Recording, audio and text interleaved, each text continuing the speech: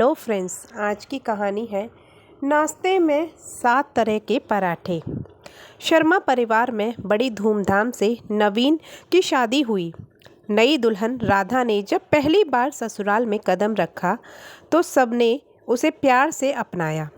घर में उनकी जेठानी सीमा पहले से ही सब संभालती थी, लेकिन राधा के आने के बाद सीमा को लगा कि अब वह कुछ आराम कर सकती है।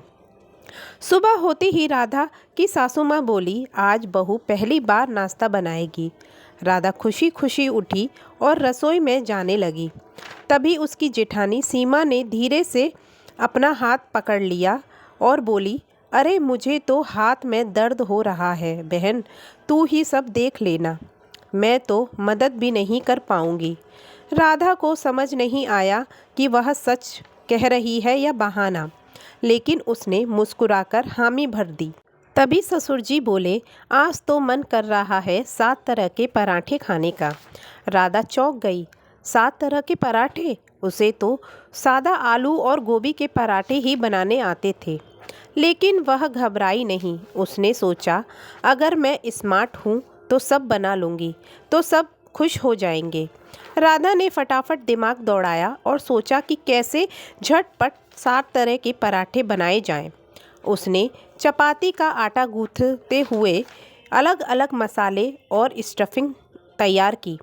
फिर उसने जल्दी जल्दी ये 7 तरह के पराठे बनाने शुरू किए। आलू के पराठे, गोभी के पराठे, पनीर के मसालेदार खास मेहमानों के लिए, मेथी पराठा सेहतमंद और टेस्टी, मसाला पराठा, चीनी पराठा, दाल का पराठा, रात की बची दाल से बनाया गया पौष्टिक पराठा। राधा ने बड़ी स्मार्टनेस से गैस पर 2 तवे चढ़ा दिए और दोनों हाथों से पराठे बेलने लगी। जब तक एक पराठा सिकता दूसरा तैयार हो जाता। जब वह ट्रे में गर्मा गर्म पराठे लेकर आई तो सबने चखते हुए ही तारीफ के पुल बांध दिए। ससुर जी बोले, वाह बहू, तू तो बहुत होशियार निकली, इतनी जल्दी 7 तरह के पराठे तैयार कर दिए। राधा मुस्कुरा दी, लेकिन उसकी जेठानी सीमा अंदर ही अंदर हैरान थी कि यह लड़की इतनी जल्दी कैसे निपट गई। उसे लगा था कि राधा जल जाएगी, थक जाएगी और रो पड़ेगी, पर उसने तो बहुत जल्दी पराठे बना दिए। अगले दिन सीमा को अपनी गलती का एहसास हुआ। वह जान गई कि बहाने बनाकर वह खुद ही अपने लिए मुसीबत खड़ी कर रही थी। वह शर्मिंदा होकर राधा के पास गई और बोली, मुझे माफ़ कर दो बहन, मैंने सोचा था कि तुम परेशान हो जाओगी, लेकिन तुम तो बहुत समझदार निकली। आज से हम मिलकर काम करेंगे। राधा मुस्कुराई और बोली, कोई बात नहीं दीदी, आखिर परिवार के लिए काम करना तो सबका फर्ज होता है।